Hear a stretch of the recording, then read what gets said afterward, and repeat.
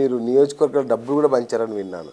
అంటే మీ సొంతంగా ఎన్ఆర్ఐలు ఒక్కొక్క నియోజకవర్గాన్ని దత్తత తీసుకొని సొంతంగా వనరులను కూడా వాడి వైసీపీని ఓడించడానికి కంకణం కట్టుకున్నాను. నిజమేనా అది? జగన్మోహన్ రెడ్డి ఓటుకి 5,000 ఇచ్చాడు. మేము 5,000 ఇవ్వలేకపోయినాం. 1,000 రూపాయలు ఇచ్చినాం మేము. కానీ ఆంధ్ర రాష్ట్రంలో పరిస్థితి ఎట్లా ఉండిందంటే, అన్న జగన్మోహన్ రెడ్డి 5,000 ఇస్తే తీసుకున్నాం, కనీసం మీరు 1,000 రూపాయలన్నా ఇవ్వండి అన్న అని అడుగుతున్నారు. ఓకే ఓకే, వాస్తవం అది. కానీ ఓపెన్గా రైట్ చెప్పలేము, కొన్ని ఏం జరుగుతాయని చెప్పలేము. తెలిసింది వాస్తవమే. అంతే కదా. అంటే మేము ఓటుకి డబ్బులు ఇచ్చినామని చెప్పట్లేదు, ట్రాన్స్పోర్ట్కి ఇచ్చారు. వాళ్ళు అక్కడ నుంచి రావడానికి ఓటు వేయడానికి డబ్బులు ఇచ్చినాం మేము. ఎందుకంటే ఇక్కడ హైదరాబాద్లో ఉన్న వాళ్ళు చాలా మంది, వాళ్ళు రావడానికి రవాణా ఖర్చులు మాత్రం ఇచ్చాం మేము. ఓటు వేయడానికి ఎంతమంది వచ్చారన్న అక్కడ నుంచి ఎన్ఆర్ఐస్? దగ్గర ప్రపంచవ్యాప్తంగా ఉన్నారు 6 లక్షల మంది ఎన్ఆర్ఐలు ఓట్లు వేయడానికి వచ్చారు. 6 లక్షల. దానిలో దగ్గర ఒక 1,500 మంది మాలా క్యాంపెయిన్ చేయడానికి వచ్చారు. 2 నెలల ముందు 3 నెలల ముందు క్యాంపెయిన్ చేయడానికి వచ్చాం. నేను 2 నెలలు ఉద్యోగం వదిలేసుకొచ్చి ఆంధ్రప్రదేశ్ రాష్ట్రంలో క్యాంపెయిన్ చేసి 63 నియోజకవర్గాల్లో హార్డ్ కోర్ వైసీపీ కాన్స్టిట్యున్సీస్లోనే క్యాంపెయిన్ చేశాను నేను, ఇంక్లూడింగ్ పులివెందల. నేను ఆ రోజు ప్రొటెక్షన్ పెట్టుకొని క్యాంపెయిన్ చేయాల్సి వచ్చింది. ఎందుకంటే వైసీపీ వాళ్ళు మమ్మల్ని చంపేస్తామని చెప్పి ఆఖరికి ఎట్లయిపోయిందంటే ఇండియన్ ఎంబసీలో చెప్తే ఇండియన్ ఎంబసీ వాళ్ళు ఐబీకి పంపించారు, ఈ అబ్బాయికి ఇష్యూ ఉందంట. ఐబీ వాళ్ళు వచ్చి తెలంగాణలో వెరిఫై చేసుకుంటే తెలంగాణలో థ్రెట్ ఉంది, వీళ్ళకి వైసీపీ వాళ్ళ థ్రెట్ ఉందని వాళ్ళు చెప్పారు. అదే ఐబీ ఆంధ్రప్రదేశ్ వాళ్ళు వెరిఫై చేస్తే ఆంధ్రప్రదేశ్ పోలీసులు ఏం చెప్పారు, అబ్బాయి ఏం లేదు తూచంతా తూచి అని చెప్పారు. ఐబీ వాళ్ళకి కూడా అర్థమైంది, ఒక పక్కన తెలంగాణలో ఏమో ఉందంటారు, ఆంధ్రాలో లేదంటే వాళ్ళకి కూడా అర్థమైంది కదా, ఉండేది ఆంధ్రాలో కదా. అదే అంటున్నా. సో ఆంధ్రప్రదేశ్ అప్పుడున్న రాష్ట్రంలో అప్పుడున్న పోలీసులు కూడా జగన్మోహన్ రెడ్డి బూట్లు నాకి ఎంత అవినీతి చేయాలో, ఎంత అడ్డగోలుగా ప్రవర్తించాలో అంత అడ్డగోలుగా ప్రవర్తించారు.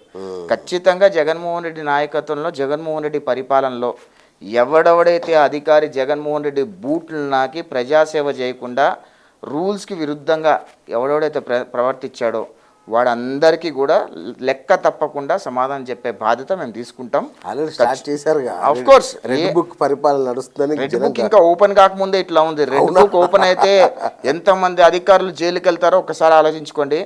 లోకేష్ గారు రెడ్ బుక్ లో స్పష్టంగా ఎవడెవడైతే రూల్స్ కి విరుద్ధంగా పనిచేశాడో, ఎవడెవడైతే జగన్మోహన్ రెడ్డి బూట్లు నాకి జగన్మోహన్ రెడ్డి పరిపతి కోసం మా మీద కేసులు పెట్టి, కార్యకర్తలను ఇబ్బంది పెట్టి, ప్రజల్ని ఇబ్బంది పెట్టి దొంగ కేసులు పెట్టారో వాళ్ళందరికీ కూడా లెక్క తప్పకుండా ఖచ్చితంగా లోకేష్ అన్న సమాధానం చెప్తాడు, నాకు డౌటే లేదు దానిలో. ఓకే, ఆల్రెడీ స్టార్ట్ అయిందని చాలా ఇబ్బంది పడుతున్నట్టు. జస్ట్ శాంపుల్ ఇది, అంతేనా? జస్ట్ శాంపుల్ ఇది. ఓకే ఓకే, ముందుంటది ఫ్యూచర్, డౌట్ లేకుండా. పెద్ద పెద్ద నాయకుల్ని వెనక నుంచి చేస్తున్నట్టున్నారు. తెలుగుదేశం ప్రభుత్వం చంద్రబాబు నాయుడు గారు మూట ఏముంటుందంటే, జగన్మోహన్ రెడ్డి ఎట్లా ఉన్నాడంటే పగ తీర్చుకోవడానికి కేసులు పెడతాడు. చంద్రబాబు నాయుడు గారు అట్లా పెట్టరు, పగ తీర్చుకోవడానికి కేసులు పెట్టరు. ఎవడెవడైతే తప్పు చేశాడో వాడు అందరు కేసెస్ ఫుల్గా స్ట్రాంగ్గా బిల్డ్ చేసి లీగల్ ఎంటిటీలో వాళ్ళ మీద కేసు పెడితే లాక్కోలేక చావాలి. వైఎస్ రాజశేఖర రెడ్డి హయాంలో ఎంతమంది ఐఏఎస్ అధికారులు, ఎగ్జాంపుల్ శ్రీలక్ష్మి అనే ఐఏఎస్, ఆమె టాపర్ ఉండేది, కొంచెం కూడా సిగ్గు లేకుండా అవినీతి పందికొక్కులాగా తిని రాజశేఖర రెడ్డి టైంలో జైలుకి వెళ్ళి పెరాలసిస్ స్ట్రోక్ వస్తే కూడా అది అయిపోయిన తర్వాత మళ్ళీ జగన్మోహన్ రెడ్డి ప్రభుత్వంలోకి తెలంగాణ నుంచి డిప్యుటేషన్ పెట్టుకొని వచ్చింది. డిప్యుటేషన్ పెట్టుకొని వచ్చిన ఆమె సరిగ్గా పనిచేసుకోవాలి కదా. అక్కడ కూడా ఏపీసీఆర్డీఏలో ఎంత అవినీతి చేసిందో శ్రీలక్ష్మి చెప్పకూడదు అసలు ఇంత కూడా ఎట్లా ఆమె వాళ్ళు చదివిన చదువులకి ఎంత సిగ్గు లేకుండా ఏ రకంగా అంత అవినీతి పందుకోకుండా ప్రవర్తిస్తారో నాకు అర్థం కాదు. Sreelakshmi is a best example. She a fully corrupted IAS అధికారి, బ్రూటల్లీ కరప్టెడ్ ఐఏఎస్ అధికారి. నా దగ్గర కనీసం 10 మంది వచ్చి మొన్న చెప్పారు, అన్న ఏదైనా ఏపీసీఆర్డీలో చేయాలంటే ₹1 కోటి పని అయితే 20 లక్షలు ఆమెకి ఇవ్వాలంట ముట్ట. 20% అన్నీ ఉన్నాయి, ఎవిడెన్సెస్లు అన్నీ ఉన్నాయి. ఆమె మీద కూడా ఎవిడెన్స్, ఆమె ఎంత అవినీతి చేసిందో ఎవిడెన్సెస్ ఉన్నాయి. అవన్నీ కూడా ఎవిడెన్సెస్తో కేసులు పెడతాం, తప్పకుండా అందరినీ జైలుకి పంపించే బాధ్యత తీసుకుంటాం. అంటే మీరంతా అమెరికాలో ఓకే మంచిగా కాస్త డబ్బులు వస్తాయి. నాకు ఆశ్చర్యపోయాను ఏంటంటే గల్ఫ్ కంట్రీస్ నుంచి చాలామంది ఉద్యోగాలు మానేసి లీవులు పెట్టి ఒక 3 నెలలు లీవులు పెట్టి వచ్చి ఇక్కడ పని చేశారంటే నేను చాలా ఆశ్చర్యపోయా. అసలు మోటివేషన్ ఏంటంటే దానికి సింపుల్ మోటివేషన్. ఎంత మోటివేషన్ ఉంటే వస్తారు నిజంగా. మోటివేషన్ అంటే ఒకటేనండి, వాళ్ళ రాష్ట్రం ఇంత అన్యాయం అయిపోతుందని చూసి ఎవ్వడు వచ్చుకోలేకపోయాడు. ఎగ్జాంపుల్ ఎన్ఆర్ఐలు వదిలేసేయండి. ఎన్ఆర్ఐలు అంటే ఎడ్యుకేటెడ్, వాళ్ళు చదువుకున్న వాళ్ళు, వాళ్ళు ఏం జరుగుతుందో తెలుసు, వాళ్ళు కొంచెం ఆలోచించగలుగుతారు. ఇక్కడ వివిధ రాష్ట్రాల్లో వలసపోయి కూలి పని చేసుకునే వాళ్ళు, వాచ్మెన్లుగా పనిచేసుకునే వాళ్ళు రోజువారీ కూలీలు వాళ్ళు ఒక రోజు వాళ్ళకి ఉద్యోగం పోతే 500 రూపాయలు పోతాయి వాళ్ళకి. ఒక రోజు వాచ్మెన్ మానేస్తే 500 రూపాయలు పోతాయి. అలాంటి వాళ్ళు కూడా 2-3 రోజులు సెలవులు పెట్టుకొని ఆంధ్రప్రదేశ్ వెళ్ళి ఓటేసి వెనక్కి వచ్చిర్రు అంటే ఎంత కసిగా ఆంధ్రప్రదేశ్ రాష్ట్రాన్ని కాపాడుకున్నారు రాష్ట్ర ప్రజలు అనేది పర్ఫెక్ట్ సంకేతం ఇది. ఆంధ్రప్రదేశ్ రాష్ట్రంలో జగన్మోహన్ రెడ్డి 1 టైం సీఎం. ఇంకా జీవితంలో జగన్మోహన్ రెడ్డి ముఖ్యమంత్రి కాలేడు. అవునా? ఆంధ్రప్రదేశ్ రాష్ట్ర ప్రజలు ఇలాంటి రాజకీయ ఉగ్రవాదులకి ఓటు వెయ్యరు. ఇది చాలా కేటగారికల్గా 2024 ఎలక్షన్లో ఆంధ్రప్రదేశ్ రాష్ట్ర ప్రజలు ఏంటి అనేది ప్రపంచ స్థాయి పెట్టుబడిదారులకు చూపించారు. ఎందుకంటే 2019లో జగన్మోహన్ రెడ్డి చెప్పిన మాటలు నమ్మి మోసపోయి ఓటేశారు కదా. అప్పుడు ప్రపంచ స్థాయి పెట్టుబడిదారులందరూ ఏమనుకున్నారు తెలుసా? ఆంధ్రప్రదేశ్ రాష్ట్రంలో ఇట్లాంటి రాజకీయ ఉగ్రవాదికి ఎట్లా ఓటేశారు అని అనుకుని, ఎందుకంటే పెట్టుబడులన్నీ పక్క రాష్ట్రాలు తరమేస్తున్నాడు. పెట్టుబడిదారులందరూ భయపడుతున్నారు ఆంధ్రప్రదేశ్ రాష్ట్రం రావడానికి.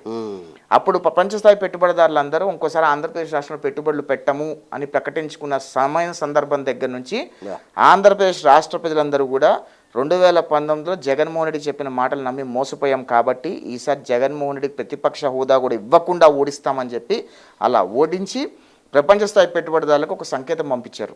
మేము మళ్ళీ మోసపోము, ఇలాంటి రాజకీయ ఉగ్రవాదులకు ఓటేయము, మా రాష్ట్రంకి వచ్చి పెట్టుబడి పెట్టండి అని చెప్పి క్లీన్ స్వీప్ మ్యాండేట్ 164 సీట్లు ఇచ్చారు. నేను ఎలక్షన్ ముందు 160 సీట్లు వస్తాయని చెప్తే మీరు నవ్విర్రు అదే మాట. అర్థమైందా? సో మేము గ్రౌండ్లో తిరిగినాం. గ్రౌండ్లో ప్రజల అభిప్రాయం ఏంటంటో చూసాం దగ్గర నుంచి. ఖచ్చితంగా ఆంధ్రప్రదేశ్ రాష్ట్రాన్ని కాపాడాల్సిన బాధ్యత ప్రతి ఒక్క రాష్ట్ర పౌరుడి మీద ఉంది. అదే చేసినామని అనుకుంటున్నాం. అంటే నిజంగా అంటే ఎంత గుమ్మరంగా ఉన్నారు జనం అంటే అసలు తెలియలా.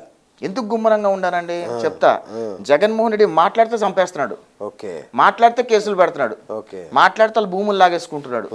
ఇంత రాజకం. ఇంకా దరిద్రం ఏంటంటే ఒక పట్టా పాస్బుక్ మీద, అంటే మీ తండ్రి గారు మీకు ఇచ్చే పట్టా పాస్బుక్ మీద ఈ దరిద్రుడు మొహం ఎందుకు ఉండాలి? ఆంధ్రప్రదేశ్ రాష్ట్ర లోగో ఉండాలి కదా. ఈ దరిద్రుడు మొహం ఉంటుంది. మా బాబు నాకు ఇచ్చిన పట్టా పుస్తకం మీద ఈ దరిద్రుడు మొహం ఎందుకు అని ప్రతి ఒక్క ఆంధ్రప్రదేశ్ రాష్ట్ర పౌరుడు ఆలోచించాడు.